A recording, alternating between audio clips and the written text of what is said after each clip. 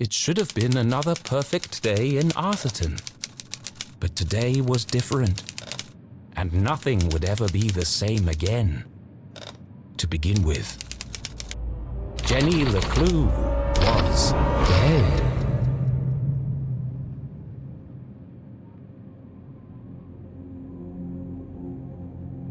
Her skin was pale, her eyes glassy and frozen. What cruel fate had befallen our beloved detective?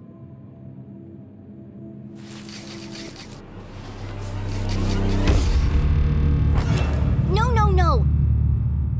Never move the victim. Mrs. LeClue, she's doing it again. Jenny LeClue, you are a dead body. Dead bodies don't talk.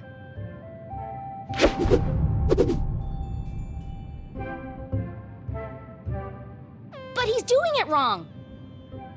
As wonderful as it would be if all cadavers were so talkative, we must deduce the cause of death without their help. With only the evidence laid before us, we build a picture from the fragments left behind. We collect clues, interpret the data, and solve our puzzle one piece at a time, until it feels as if the victim is speaking to us. But Jenny is right, Jonathan. You mustn't disturb the crime scene. Vital evidence could be lost. Sorry, Mrs. LeClue.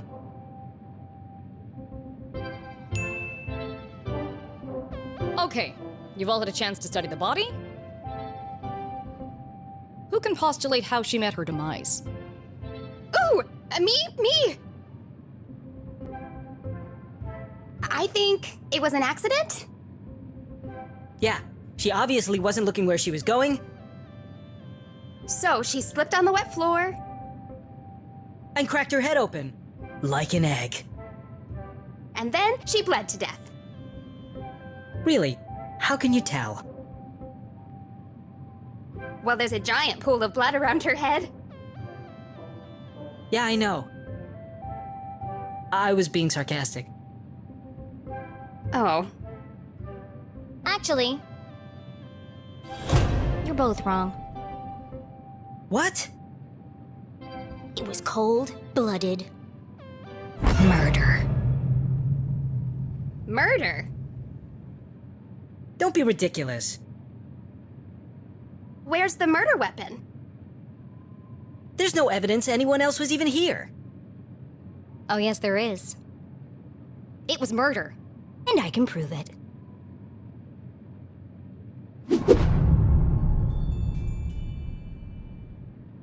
Jenny had read all the books.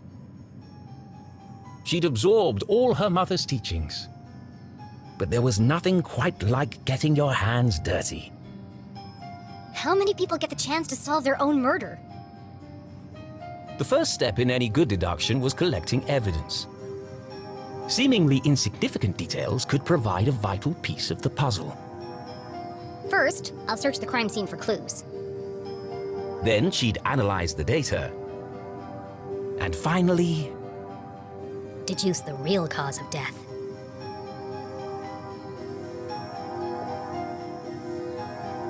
There's no doubt the victim lost a lot of blood.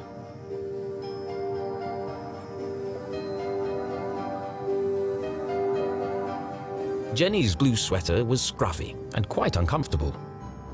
But her grandmother had knitted it, and so it was her favorite. The more it itched, the closer she felt to her.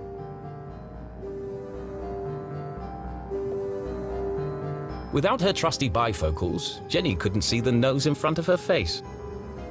They were her window to the world and the lens through which she focused her keen detective vision.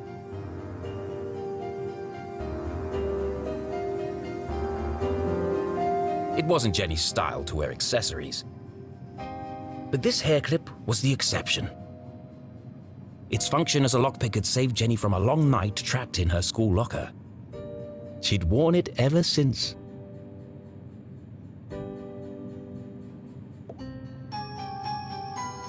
The victim has a green smudge on her lips. It's not lipstick.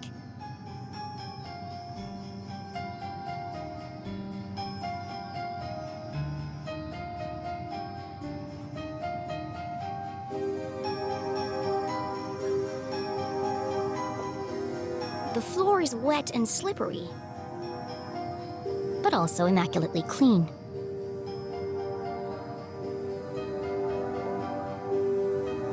Approximately 8 sizes too big, and covered in mud.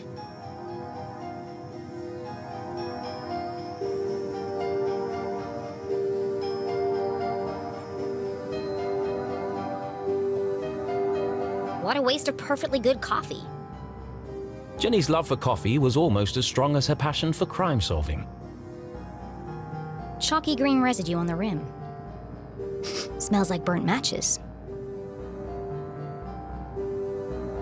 I've seen enough. Time to wrap this case up. Jenny was a meticulous record keeper, noting every relevant clue in her trusty journal. A great detective knew that solving a mystery was simply a matter of connecting the dots. I'm certain this wasn't a mere accident. Now I just need to prove it. How do I know the victim didn't slip?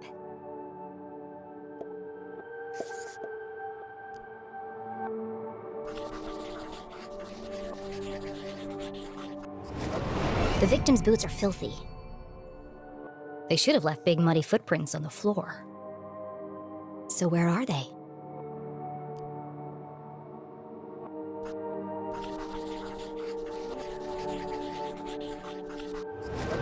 Either someone washed away her footprints, or she was carried here.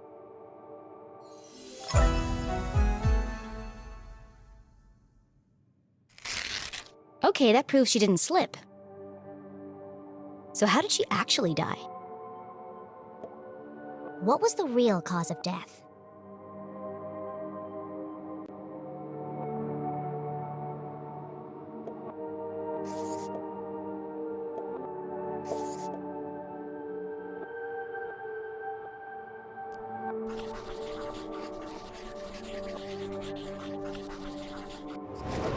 There's a green residue in the bottom of the victim's coffee cup. It smells of burnt matches. Phosphorus. Also found in common garden fertilizer.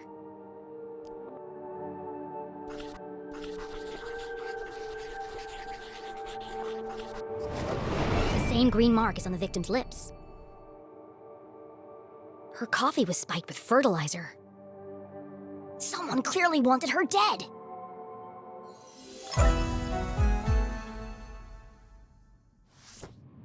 Ah, the case of the dead lab assistant. Gone before her time. Was it poison? Yes. A blow to the head? Yes. An accident? Certainly not. No footprints in an unshattered mug? She was killed somewhere else and carried here. This is the story of a scorned ex-lover. Jenny? The gardener enacting his revenge. Jenny! A deadly brew of fertilizer and caffeine coursing through the veins.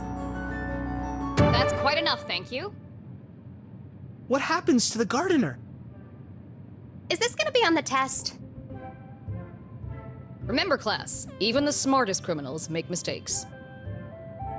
This is how we catch a killer. But what's the point of all this? Yeah, there hasn't been a murder in Arthurton in years. Every town has a dark side, even Arthurton. By doubting, we are led to question. And by questioning, we arrive at the truth. Okay, that's all for today. Don't forget, next class is our field trip to the morgue. So have a light lunch.